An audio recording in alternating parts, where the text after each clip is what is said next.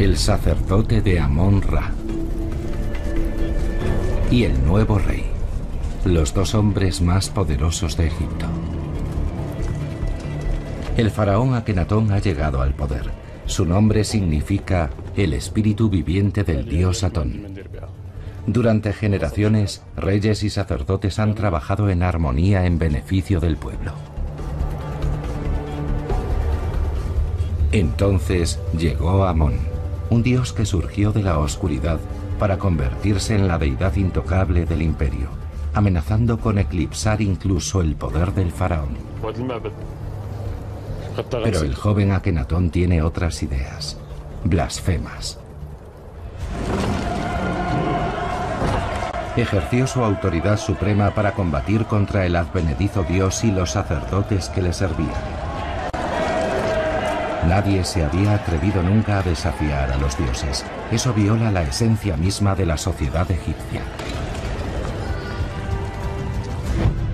Las deidades, que se cuentan por millares, han gobernado y protegido a los egipcios desde el principio, hace más de 1000 años.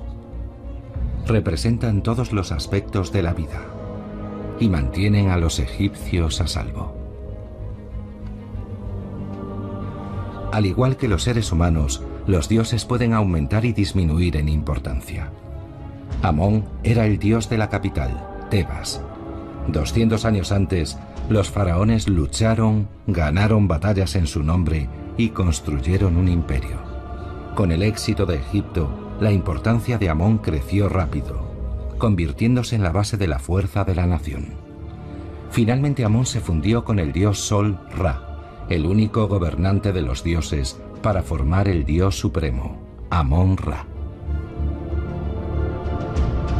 Su templo se convertirá en el más rico del territorio, y para el faraón ese es el problema. Akenatón realiza un movimiento audaz y aterrador. Declara la guerra a los dioses. El nombre de Amón se arranca de las paredes del templo. Todas sus imágenes son destruidas. Los sacerdotes hacen todo lo posible para salvar al dios de su renegado faraón y para salvar a Egipto de la ira de Amón. Nadie ha intentado nunca destruir a un dios.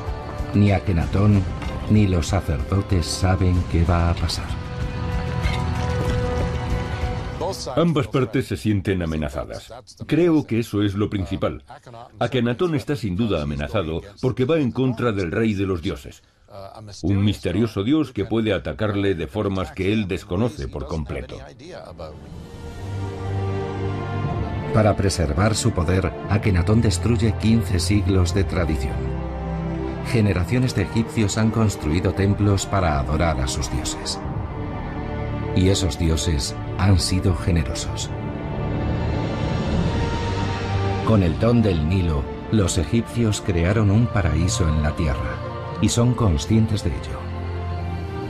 Todo el mundo tiene alimento. Todo el mundo está protegido. Todos conocen su lugar.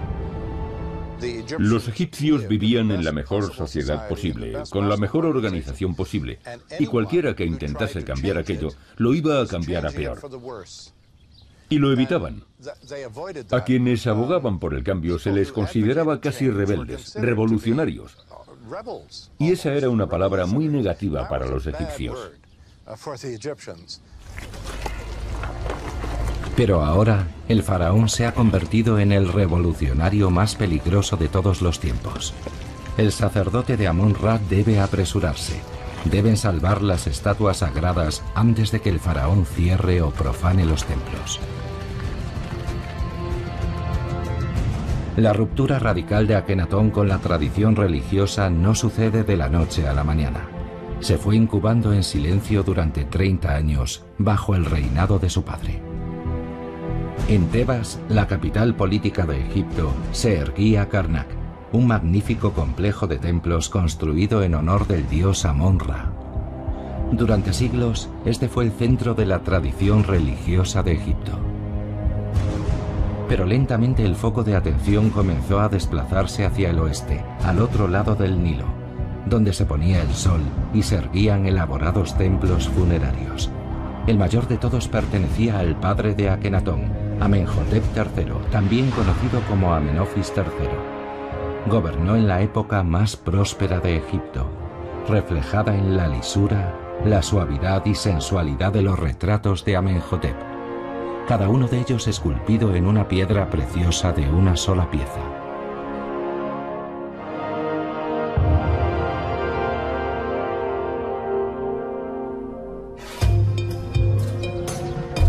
Los imponentes colosos de Memnón son los más conocidos. Antiguamente flanquearon la entrada del templo de Amenhotep, ya desaparecido.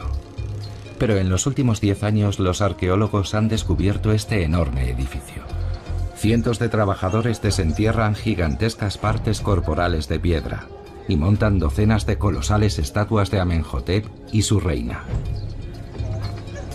Casi todas las figuras estaban rotas en pequeños fragmentos y su reconstrucción requiere un denodado esfuerzo.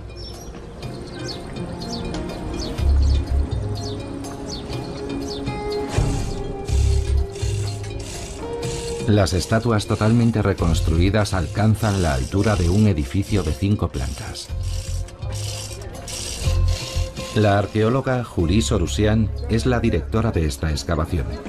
Examina una pareja real que se hizo representar de una nueva manera, más seguros de sí mismos, manifestando su individualidad, y observa a un faraón que albergaba aspiraciones más altas. Por supuesto, estas colosales estatuas representan a Amenhotep, pero es el rey Dios. O podríamos darle la vuelta y decir que se trata del Dios rey. El Dios adopta la forma que el rey le da. Amenhotep se considera a sí mismo un dios en la tierra, y ello constituye una novedad. Hasta entonces a los faraones solo se les había considerado divinidades. Pero el centro del poder en Egipto no es su templo funerario. Este se encuentra al otro lado del río, en Karnak, el lugar de culto del dios imperial Amón-Ra. Aquí es donde Amenhotep celebra el Opep, el festival más importante de Egipto, dedicado a la deidad suprema. Su hijo Akenatón se une a él. El faraón, cabeza del gobierno y sumo sacerdote del culto, preside el festival, igual que hizo su padre antes que él, y su hijo Akenatón hará después de él.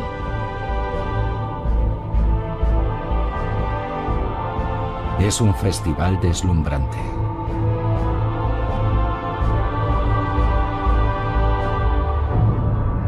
Los sacerdotes sacrifican centenares de animales. Los fieles dejan una fortuna en ofrendas. Decenas de músicos y bailarines se unen a la sagrada procesión.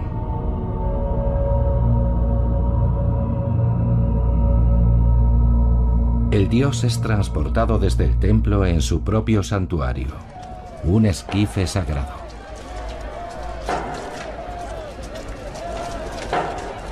Conducidos por el faraón, los sacerdotes sacan la nave fuera del santuario interior del templo de Karnak, y en este día singular, el dios Amón-Ra se mueve entre la gente de la ciudad. El culto a Amón-Ra, rey de los dioses, se convirtió en una especie de rito nacional de lealtad por parte de los egipcios. Él era el dios de Egipto. Él había hecho fuerte a Egipto. Si alguna vez existió una personificación de la nación, esa fue Amón-Ra. Pero entre bastidores el conflicto se está gestando. A medida que Amón-Ra gana popularidad, sus sacerdotes consiguen riqueza y poder. Comienzan a ejercer su influencia en la familia real y en las decisiones de Estado. Amenhotep observa a sus sacerdotes atentamente, con desconfianza. Se acerca el momento del choque, una lucha que lo cambiará todo. Por el momento, miles de dioses viven en el Nilo. Cada ciudad tiene su propio dios, con su propio templo. En el sur de Egipto, la isla Elefantina es uno de los lugares sagrados más antiguos del imperio desde hace 1500 años antes de la época del faraón Amenhotep. Durante generaciones, los sacerdotes han orado aquí por las nutrientes inundaciones del Nilo, siempre adorando en nombre del faraón, el único mortal que puede comunicarse con los dioses.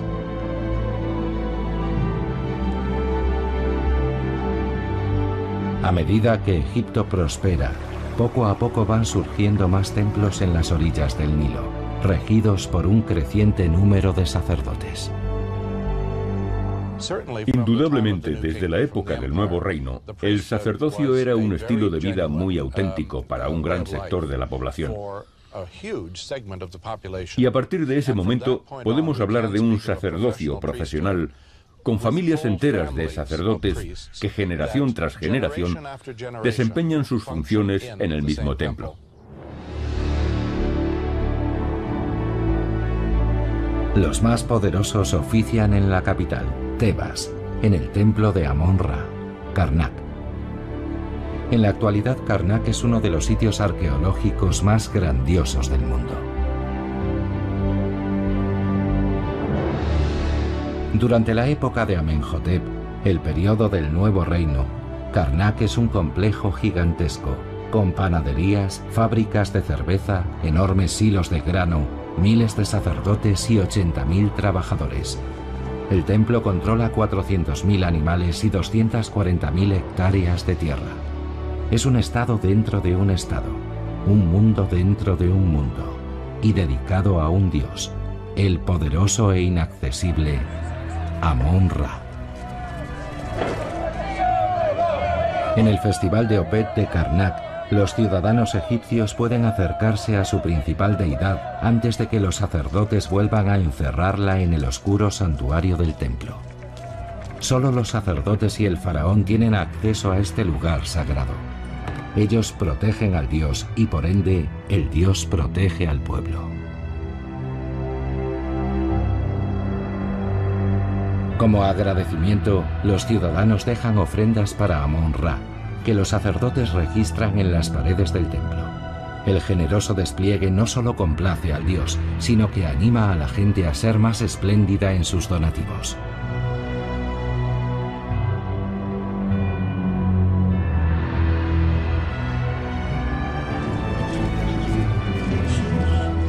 Ofrendas de carne, grano, vino, cerveza y muchas cosas más inundan los templos con el fin de ganarse el favor del dios. Aquellas ofrendas, por supuesto, se distribuían entre los sacerdotes, sus familias, la gente que trabajaba en las granjas que eran propiedad de los templos y entre quienes trabajaban en los talleres o dirigían expediciones comerciales en representación de los templos. Era un ejército de personas a las que había que mantener. Los templos eran uno de los elementos económicos más importantes de la burocracia de Egipto. En la época del faraón Amenhotep, los sacerdotes de Amón-Ra controlan gran parte de la economía. Al emplear a un alto porcentaje de la población egipcia, se les atribuye el mérito de mantener el equilibrio del imperio, un elemento crucial para que Egipto siga siendo un paraíso en la tierra. Representan la estabilidad a través de una diosa emplumada, llamada Maat.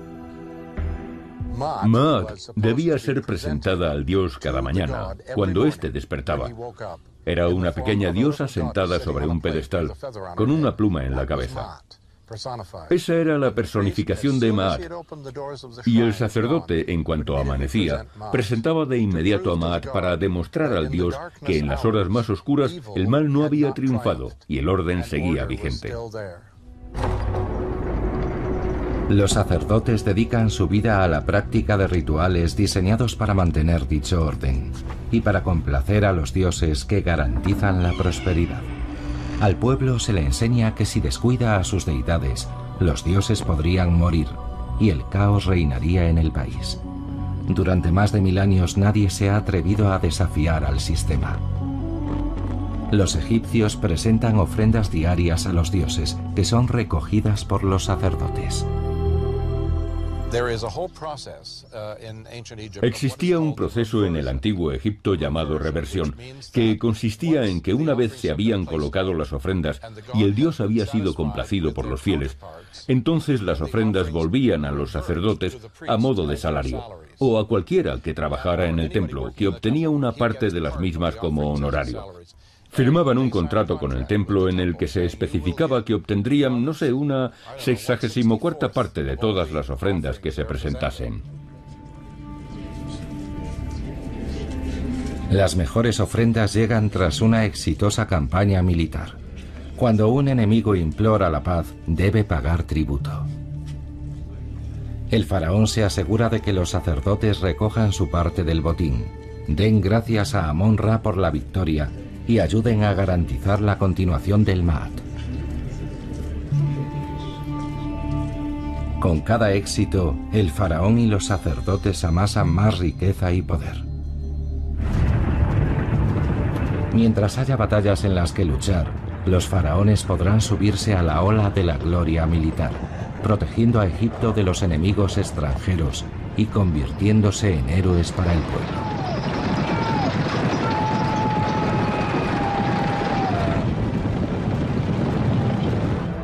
A través de llamativas campañas de marketing, los faraones mostraban su propia imagen grabada en las paredes de los templos, como anuncios publicitarios en Times Square. En la actualidad la gente suele ignorar que todas estas escenas en bajorrelieve de la antigüedad estaban llenas de vivos colores. Multitud de colores brillantes como los de los pósteres se aplicaban en todas las escenas. La paleta del artista egipcio estaba compuesta por colores muy vivos, como rojos, amarillos y azules. El propósito era conseguir que la escena casi saltase hacia el espectador desde la piedra y hacer que todo el patio resplandeciera. Todo ello, por supuesto, al servicio de la propaganda para promocionar al rey como una figura heroica, un héroe conquistador. Los reyes eran retratados en primera línea, luchando al lado de sus hombres. Pero Amenhotep no tiene ninguna batalla en la que luchar. Ningún poder extranjero amenaza a Egipto. No tiene un camino tradicional que le lleve a la gloria. Así que decide elevar el estatus de faraón al de un dios. Y para este nuevo dios, planea edificar el templo más grande que Egipto ha visto nunca. En la actualidad, el complejo de Amenhotep, el más caro desde las pirámides, es uno de los sitios de excavación más grandes de Egipto. Son necesarias 100 personas para reconstruir una de sus estatuas.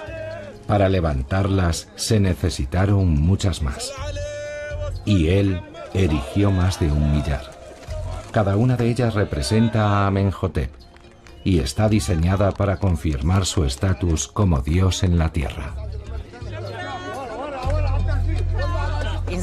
Todo el mundo sabe que el faraón es humano, pero como autoridad suprema es una deidad. Cuando se viste con sus galas, con su atuendo real, entonces parece un ser divino. Con el tiempo se convertirá en el Hijo de Dios, y en la época Amenhotep III era Dios. Amenhotep construyó su templo funerario como la expresión física de su ambición sin límites. Los muros del templo, con 750 metros de largo y 8 metros de grosor, estaban adornados con bajorrelieves y estatuas del faraón, pintados con vivos colores. Todos hechos con precioso granito rojo, alabastro blanco y cuarcita del norte y el sur del país. Diseñó una obra maestra, construida para la eternidad. Pero la excavación actual revela algo más que las estatuas monumentales que dominan el paisaje.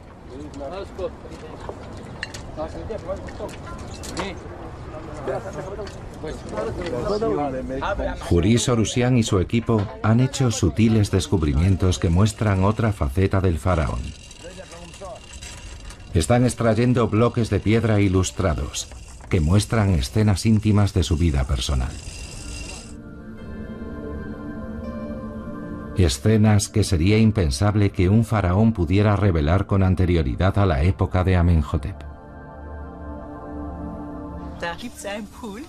Hay una piscina con 3 chicas desnudas nadando en ella. Es algo único. Nos hizo muy felices encontrar eso. No hay nombres, pero suponemos que se trata de las hijas del rey nadando en un caluroso día.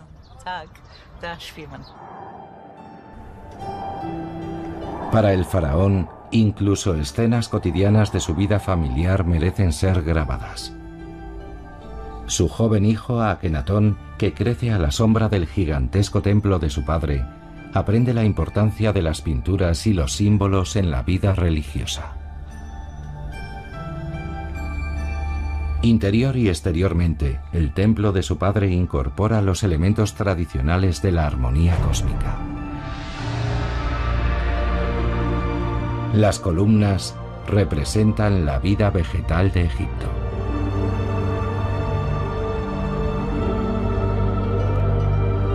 Los techos del templo representan el cielo. El suelo simboliza el Nilo y su barro fértil. El arte es un reflejo de ese orden al que llamamos Ma'at, al que los antiguos egipcios llamaban Ma'at. Podemos verlo en los templos, en cuyas paredes externas hay escenas de batallas con el faraón persiguiendo a sus enemigos, y por supuesto siempre ganando la batalla. Si accedemos al interior, encontraremos paz y tranquilidad. Estamos en la sala del dios, y las escenas son muy diferentes.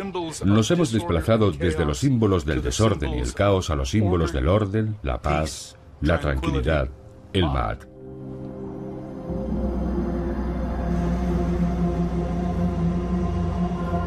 Al entrar en un templo egipcio tradicional, los sacerdotes transitan de la luz a la oscuridad a medida que se acercan al santuario de los santuarios. Es la morada de los dioses, oculta a los ojos del pueblo.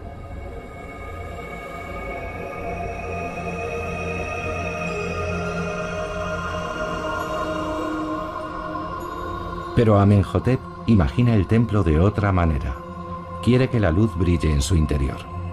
Se identifica a sí mismo con Atón, el disco solar, otra manifestación del dios Sol. Incluso obliga a que se dirijan a él como disco solar resplandeciente. ¿Qué pasa por la mente de un niño cuando ve a su padre convertirse en una deidad? Para Akenatón el mensaje es claro. El disco solar se eleva ahora por encima de todos los demás dioses.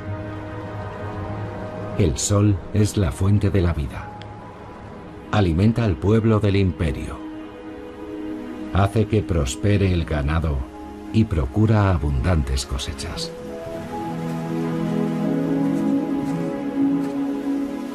Atón es un dios que está en todas partes, visible para todos. Un dios de la vida cotidiana, siempre omnipresente. No necesita la mediación de sacerdotes. De modo que el nuevo culto a Atón de Amenhotep representa una amenaza nada sutil para los sacerdotes de Amon-Ra. A fin de controlarlos, el faraón coloca también a amigos leales y a miembros de su familia en algunos de los puestos más altos en los templos de Luxor y Karnak. Mediante la alteración de la política y el ámbito de influencia del trono y el templo, Amenhotep inclina la balanza del poder lejos de los sacerdotes. Es cierto que en un momento dado introdujo un cambio en el estatus del faraón, el rey dios, al considerarse a sí mismo, hasta cierto punto, un dios realzado. Todo faraón egipcio era un dios perfecto o el gran dios. Pero Amenhotep III fue más allá. Se consideró a sí mismo una divinidad especial. Los sacerdotes del viejo culto a Amon-Ra ven cómo este nuevo faraón, dios sol, eclipsa su poder. No se sienten complacidos. Cuando Akenatón crece y se casa con Nefertiti, se enfrenta a una difícil tarea. Llegado el momento, sucederá a su padre. Pero, ¿cómo puede brillar más que un hombre que ya es un dios? Amenhotep, faraón, hombre familiar y deidad hecha a sí misma, muere en la cúspide de su poder. Ha alcanzado la inmortalidad construyendo más que ningún otro faraón antes que él, redefiniendo lo que significa ser un dios y dando más a conocer su faceta humana. Tras de sí deja un país inmensamente rico y un conflicto latente, la rivalidad entre el faraón y los sacerdotes de Amón-Ra. Cuando su hijo Akenatón asciende al trono, ¿qué esperan los sacerdotes de él? Quizás desee reconciliarse y evitar la confrontación. En vez de eso, Akenatón asumirá las políticas de su padre y las llevará aún más lejos. Si el faraón es un dios, entonces nadie puede hacerle sombra.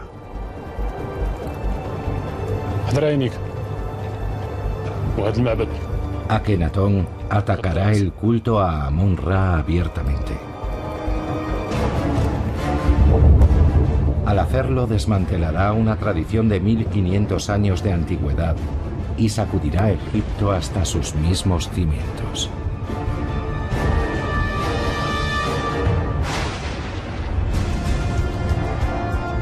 Comienza por exacerbar el conflicto de su padre con los sacerdotes, ordenando el cierre de los templos dedicados a Amón-Ra y prohibiendo su culto. Sus seguidores irrumpen en los lugares sagrados y confiscan los tesoros del dios caído. Amón-Ra es desterrado de la historia y su nombre eliminado de los muros de los templos. Egipto tiene ahora un solo dios: Atón, el disco solar, gobernante único y supremo. Ningún faraón se había atrevido a atacar el panteón sagrado de los dioses egipcios. Nada quedará a partir de ahora, salvo el disco solar y sus hijos, Akenatón y Nefertiti. Con la expulsión de los dioses, desapareció también su mitología, dejó de existir. Los egipcios no tenían ningún mito sobre el disco solar. Les dicen que el disco solar creó el mundo, pero nadie explica cómo.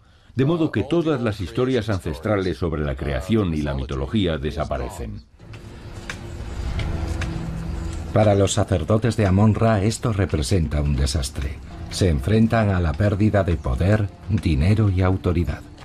En secreto tratan de salvar algunas estatuas de su dios, con la esperanza de conservar su favor. Míranos, Amón-Ra. Tú estabas aquí cuando no había nada, y estarás aquí para toda la eternidad. Ahuyenta nuestro temor. Sus plegarias no son atendidas. Akenatón cierra los templos y condena a los sacerdotes a trabajos forzados. Ahora las ofrendas fluyen hacia el nuevo dios y hacia Akenatón. De inmediato los ingresos tributarios, como él los llama, que pasaron a engrosar los graneros del disco solar, fueron enormes. Y los demás templos comenzaron rápidamente a sufrir penurias económicas. Cierran sus puertas, no tienen con qué subsistir, y la ociosidad se apodera de ellos.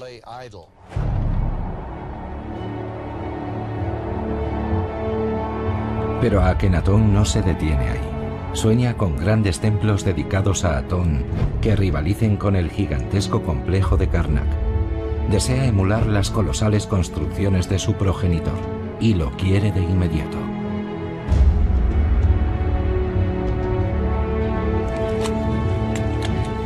La forma más rápida de construir en el antiguo Egipto es a base de ladrillos de barro, cuya manufactura apenas requiere tiempo. Pero los ladrillos de barro no duran eternamente, así que son inadecuados para la construcción de templos. El joven faraón, en un alarde de ingenio, en lugar de utilizar grandes planchas de piedra, decide construir con bloques más pequeños y sencillos de transportar. Con estos bloques de piedra arenisca, Akenatón puede erigir un enorme templo dedicado a Atón en pocos años.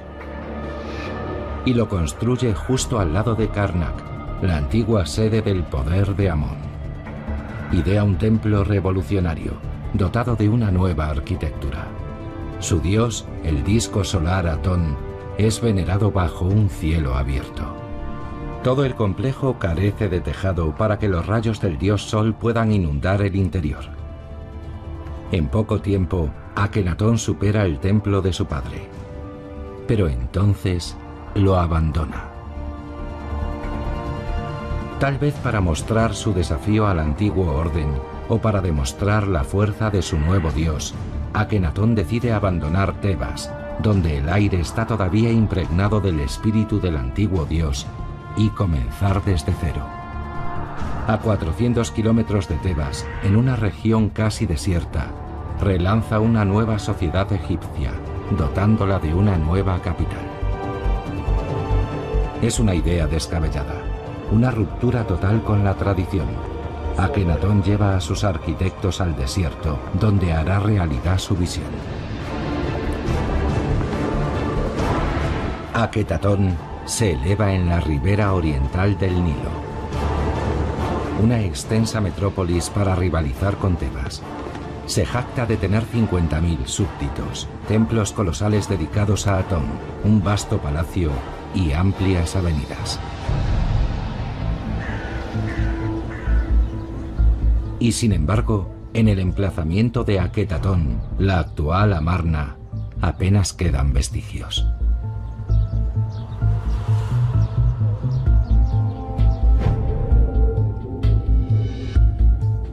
El egiptólogo Barry Kemp ha dedicado su vida profesional a estudiar la ciudad de Aketatón. Conocemos sus límites, marcados con placas divisorias talladas profundamente en la roca de las montañas que la rodean. Proclaman que el dios del disco solar le dijo al faraón que construyera aquí. En el texto que delimita la frontera, en la estela limítrofe, nos dice con su propia voz que Atón le dijo que construyese aquí, y que él, Akenatón, tenía ya algunos criterios. Tenía que construirse en el lado oriental, en una zona montañosa, y tenía que ser un lugar que no hubiese pertenecido antes a ningún dios o diosa, rey o reina. De modo que debía ser un lugar puro y limpio que no hubiese sido reclamado por nadie. En el quinto año de su reinado, en 1347 a.C., Akenatón inaugura su ciudad, Aketatón. Ante decenas de miles de personas a las que ha obligado a trasladarse aquí, anuncia un nuevo comienzo en la historia de Egipto. A partir de ahora todos están bajo la protección del dios Sol, Atón. Es un tiempo de nuevas oportunidades e igualdad.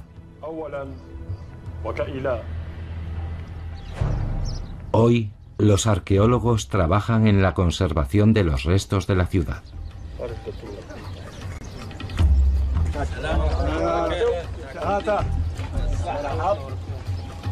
Después de estudiar durante años los cimientos y miles de fotografías aéreas, han trazado las líneas generales y finalmente sabemos el aspecto que tenía la ciudad de Aketatón. Los funcionarios viven en el norte, junto al complejo palaciego. Cada día, Akenatón y su esposa, Nefertiti, recorren las amplias avenidas para mostrarse a su pueblo.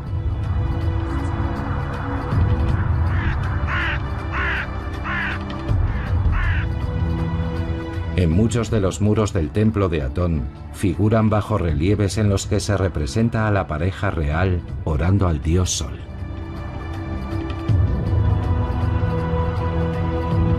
El palacio y el templo están dispuestos de tal modo que al amanecer y al crepúsculo los rayos de Atón inundan los edificios sagrados de la nueva capital.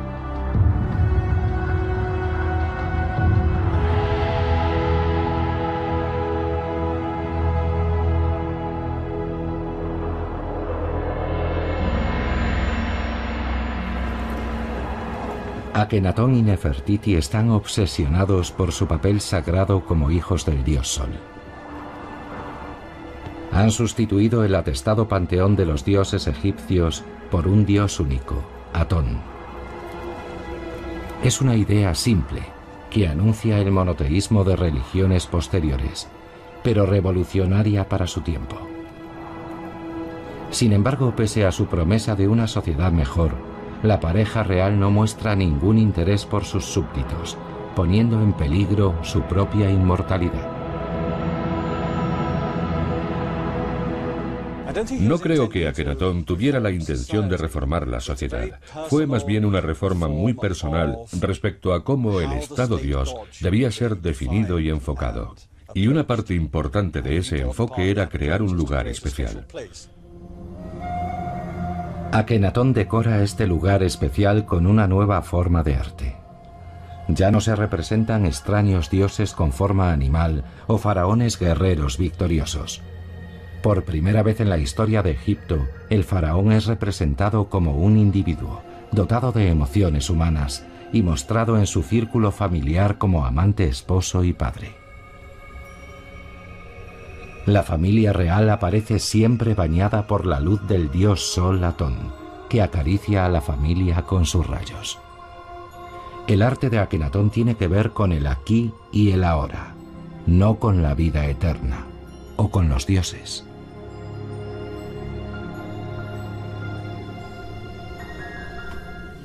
Uno de los aspectos de su reinado que me resulta más fascinante es que algunos de los cortesanos, de los funcionarios, afirman en sus tumbas haber sido guiados por él respecto a las directrices morales y que les había ayudado a distinguir entre el bien y el mal, convirtiendo a Akenatón en una especie de maestro o guía espiritual de su pueblo. En las tumbas de piedra de Amarna, una nueva élite hace su presentación. Orgullosos de la elevada posición que Akenatón les ha concedido, les une su profunda creencia en Atón, al que adoran a través de espléndidos festejos.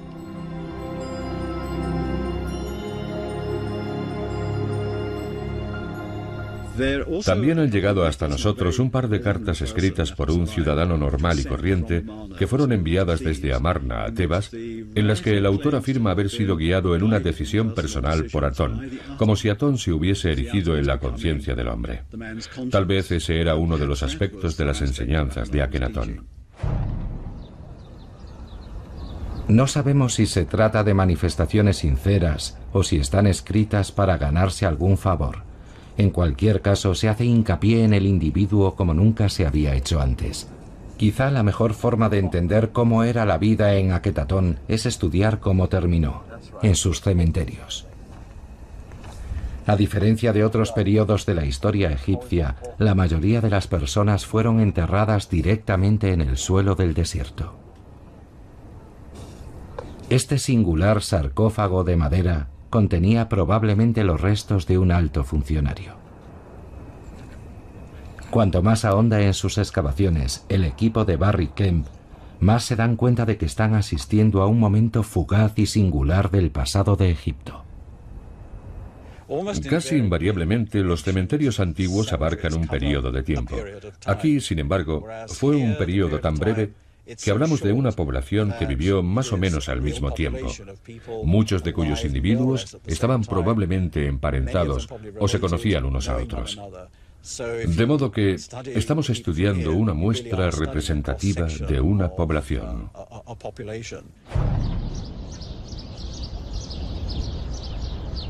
Más sorprendente aún es que muchos de los restos que Barry y su equipo han desenterrado corresponden a niños pequeños o bebés, como este niño de 15 meses.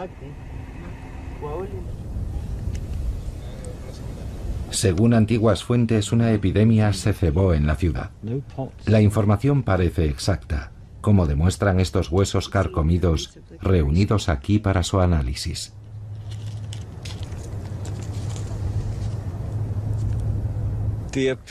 La opinión de los antropólogos es que el patrón de las muertes, con un pico entre la población joven, coincide con los registros de muertes en poblaciones en las que se ha desatado una epidemia. Pero en aquel entonces, ¿fue vista esta peste como una maldición de Amón-Ra, el dios abolido por el faraón?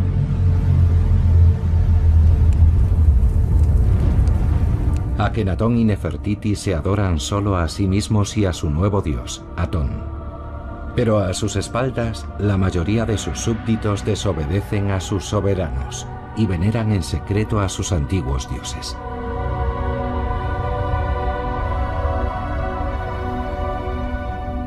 Incluso en la propia Ciudad Nueva, el nivel de arraigo de esta nueva religión entre la población fue realmente mínimo. En algunos de los suburbios de la ciudad todavía perduran fetiches, pequeños ídolos y otro tipo de parafernalia relacionada con el viejo culto. La gente los sigue adorando de todos modos. Lo que no tienen son los grandes templos dedicados a los dioses donde pueden ir a adorarlos o donde pueden encontrar un empleo. Akenatón morirá joven, después de tan solo 17 años de reinado, y su revolución morirá con él. Poco después de su muerte, sus súbditos abandonan la capital, Aketatón. Los supervivientes regresan a Tebas. Poco más podían hacer. El culto a la figura de Akenatón no tenía ya ningún sentido sin él. Parece ser que no había ningún plan previsto para su sucesión. ¿Quién iba a seguir su senda? ¿Iba a convertirse él también en el venerado hijo del dios Sol?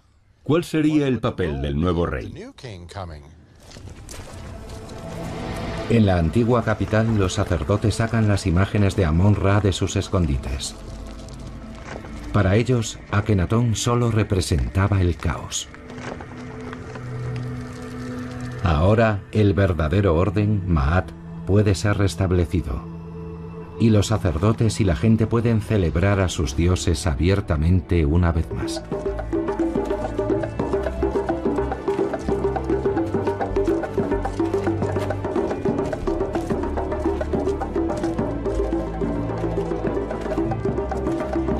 Los egipcios creen que Amón-Ra maldijo a su último faraón y todas sus obras, de modo que derriban los templos del sol de Akenatón tan rápido como se erigieron. Y miles de bloques de arenisca ya preparados, llamados talatats, encuentran un nuevo uso. Los egipcios, con absoluto pragmatismo, decidieron usar esa masonería como material de relleno y central en paredes posteriores, en pilones, debajo de los suelos y cosas por el estilo. El resultado es que en la zona de Karnak, más de 100.000 bloques talatats, cada uno con su fragmento de bajorrelieve, quedaron preservados y permanecieron ocultos en sus nuevos lechos, dentro de los pilones, debajo de los suelos, etc. Por ironías del destino, la decadencia del templo de Karnak a lo largo de los siglos ha sido una bendición para los arqueólogos que investigan este período. A medida que se derrumbaban sus muros, dejaban al descubierto los bloques talatats de Akenatón. Donald Redford y sus colegas llevan décadas catalogándolos. Ensamblando decenas de miles de fotografías, han reconstruido algunas de las paredes de los templos del rey hereje. Los vistosos bajorrelieves que adornaban los lugares de culto de Akenatón nos muestran a un faraón inflexible, que insistía en que todo giraba alrededor del dios Atón. Akenatón estaba convencido de que los rayos del disco solar le garantizarían a él y a su familia la vida eterna. Sus metas fueron grandiosas, pero su caída fue total y absoluta. Incluso su heredero, el niño rey Tutankamón, maldice su legado. Para distanciarse de su padre, levanta placas que enumeran todos los abusos de Akenatón. En su gran estela de la restauración se queja de que los dioses le han dado la espalda a Egipto. Cada vez que el ejército iba a luchar a Siria volvía indefectiblemente derrotado. Y a este le seguirían otros desastres, siempre porque los dioses les habían dado la espalda. Por eso les hizo regresar y reabrió los templos. Tras un periodo de cambios drásticos y dolorosos, los sacerdotes y el faraón abrazan el conservadurismo, un orden capaz de resistir el paso del tiempo. En sus magníficos templos, Las ilustraciones representan al faraón en su nuevo papel de sumo sacerdote hablando con los dioses. Y los dioses, a cambio, garantizan la prosperidad de Egipto y de su pueblo. Akenatón no aparece nunca en la lista oficial de reyes de Egipto tallada en el templo de Abidos. Su nombre se borra de la historia. 1500 años de tradición pueden más que el más poderoso de los faraones. Los antiguos rituales continuarán durante otros 1000 años. La peligrosa visión de Akenatón de un único dios que todo lo ve repelía a la mayoría de los egipcios, que adoraban a los dioses en miles de altares.